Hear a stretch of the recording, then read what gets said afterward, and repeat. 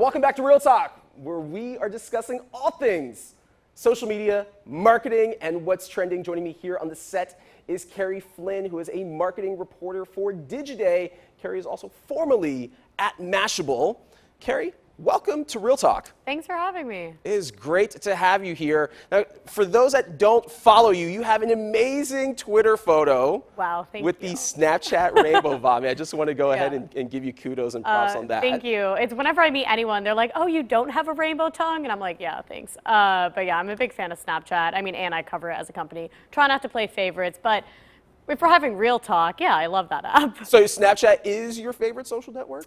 It's a really, really hard to play like favorites, but it's my go-to. For, you know, speaking of the conversation of personal connections, I think that they do it better than anyone else. And it's where I would categorize my most intimate conversations with my best friends, with my boyfriends, with my family. So it's the best. Okay. Where's Instagram fall into that mix? We're talking on a personal level? Yeah, a personal level. You can Google my name on Instagram, and you'll probably find a story I wrote at Mashable where I actually ended up not deleting my account, but deleting the app off my phone.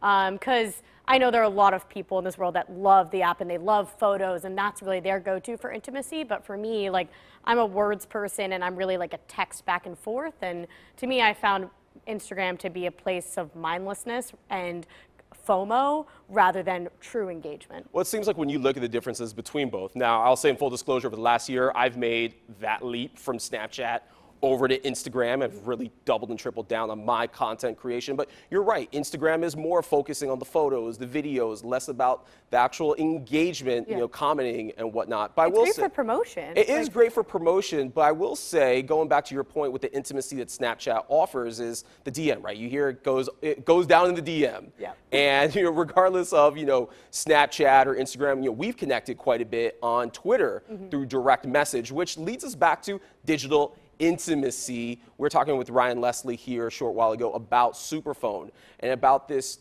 new wave of going off of social and going back to the basics of mobile marketing and mobile messaging. What are your thoughts on what Ryan's working on with Superphone? Yeah, well, I've known what Ryan's been working on for a while now. I think I profiled him back in 2016, and it's interesting to me two and a half years later, how much of what he's doing makes sense to the conversations we're having today. So this idea of time well spent on social is something that Facebook has adopted Tristan Harris's language to use it, and it's all about when you're on your phone, when you're using technology, is it really rewarding for you in this era of phone addiction? And then we're also in this world of GDPR and post-Cambridge Analytica on Facebook, and that's all about owning your data. And interestingly, what Ryan's doing addresses both of those. It's the idea that texting and intimacy should be at the forefront of your mind, and then you should be able to control your connections versus give them to a third party like Facebook and Google, who can then maybe not necessarily abuse them, but own the rights to it and market to you in a way that maybe you aren't as comfortable with. When you look at the social media landscape today, do you feel that it's right to assume that most consumers are overloaded, meaning they have too many options? Yeah. There's not a go-to. Like, for you personally speaking, you know, Snapchat's up there as one of your go-tos. But I think for the average consumer out there that doesn't work in marketing and isn't necessarily in the space, they're getting pulled and tugged from every direction. Yeah, for the average consumer and for the celebrity, like, you'll see that people pick and choose. And when I wrote that story about why I deleted Instagram, I remember that some guy from Facebook replied to me being like, you know what, I'm not even mad at you, because really these days you kind of just choose 3 apps. And for me, that would be Facebook as a whole, and then it would be Snapchat and Twitter. And why am I putting all my stuff on there? I really don't see I can have as much value if I'm dividing my attention.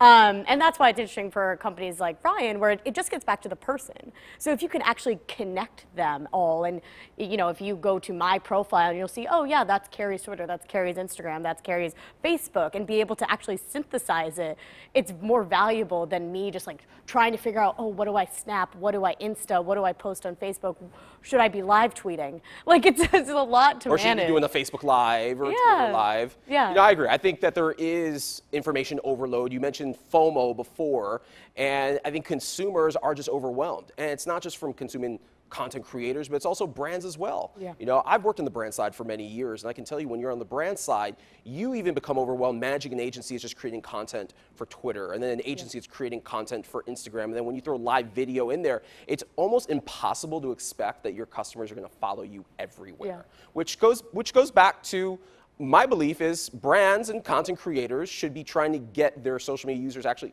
off of social media and go back to your website and opt into your email program. I think Superphone solves an interesting, I don't want to call it a problem, but an interesting challenge, which is very real, which is how do you get in front of your audience in the quickest and most efficient way possible? Yeah. Well, I think agencies and marketers just go for scale so easily. Scale for wanting to reach the most number of people and attract new users.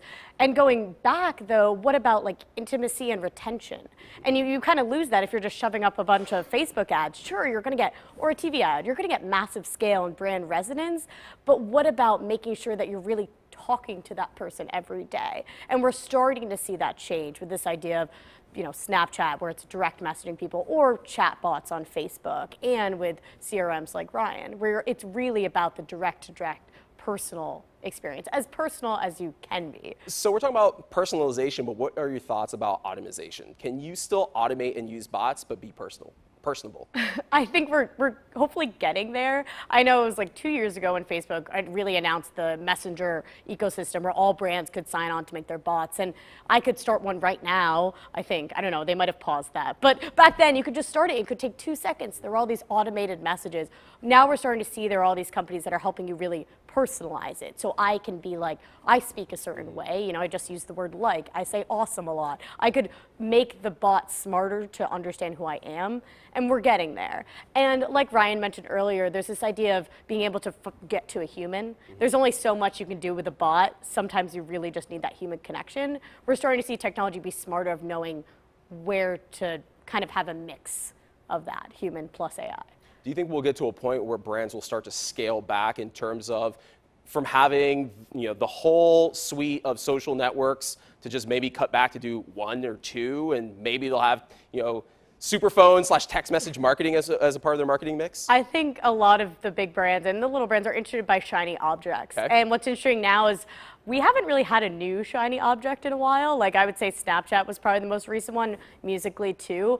I think whatever app there is, whether it's, I guess they paused Vine too, but whatever future social media app, the brands are going to go to it. So no matter how much, you know, these Superphone and Facebook get better at managing conversations, I still think we'll see an interest go elsewhere. What I love about Superphone is you're able, once again, you talked about intimacy before, you're able to reach people on a device that they're constantly using throughout the day. Yeah. To check online banking, to check social media, to check emails, but you're able to essentially cut through the digital clutter. And I think that's the challenge that everyone faces today, is how do you get seen by people? And let's face it, the same users who are on Facebook are over on Instagram, and some of them cross over to Twitter and Snapchat and LinkedIn, but how do you get that one message out and get as many people to see it? So, you know, I said before, I'm a fan of Superphone now. I'm going to be signing up. Do you think this is going to just really be the next wave? Is this it, where people go for that next shiny object?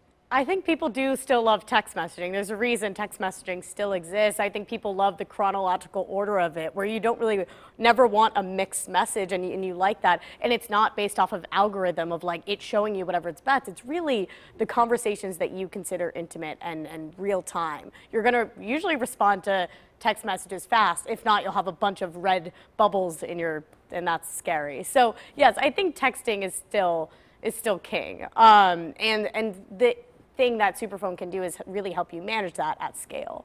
So yes, I do see that type of direct being the best.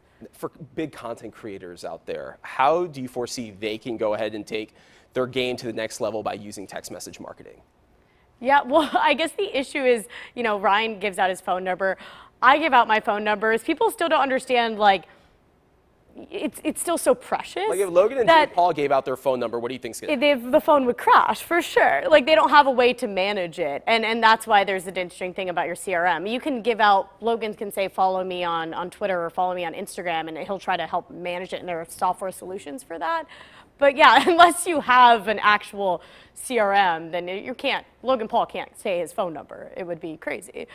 He'd have to get a new one. But yeah, it'll be interesting to see kind of the adoption rate of Superphone, and I'm sure Ryan doesn't like talking about it, but if there are other competitors in that landscape as well to help you really manage those direct conversations. Excellent, Carrie. We are going to bring Ryan back on the set. Yay! So we're going to do the Real Talk Roundup. We also have Jason Pfeiffer of Entrepreneur that's going to be joining us as well. Before we sign off, Carrie, where can the viewers out there learn more about you and connect with you? Well, my Twitter is Carrie, Kerrym Flynn. And with that, you'll see my phone number and my email. So let's go from there. So are you on Superphone as well? I'm not on Superphone. Not that many yet? people text me. Okay. Well, maybe once I make it big, I'll have more appearances on here, and then I'll have to get Superphone. But this is interesting, though, because you're a reporter. I'm sure you get hit up Oh, yeah, a lot with pitches for stories. They just always go to my email. Like, we're just mentally trained to, like, email people versus text. So someone has a hot lead for you, though. Do you Oh, they call me. Oh, people have called me. Yeah, I will be on the street, and people are like, this happened. Like, and I'm like, cool, and I will pick up and actually have a conversation. That is not a cue for everyone to call me ever, but unless you guys out there have like a really hot story that you want to share with Carrie. Yeah. Carrie, thank you so much for coming here on the set of Real Talk. Hang tight, we are going to do the Real Talk Roundup. We're going to bring Ryan Leslie back on the set along with Jason Pfeiffer of Entrepreneur. Stay tuned.